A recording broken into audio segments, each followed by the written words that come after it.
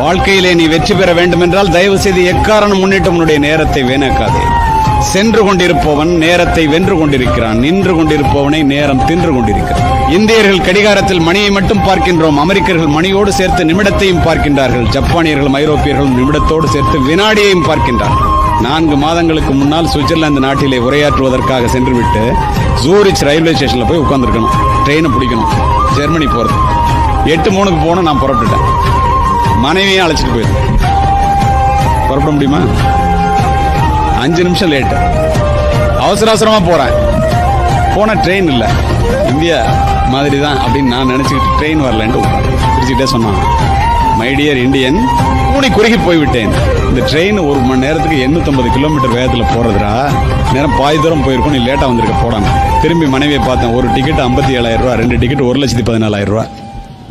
பார்க்கறத தவிர வேற என்ன பண்ண முடியும்?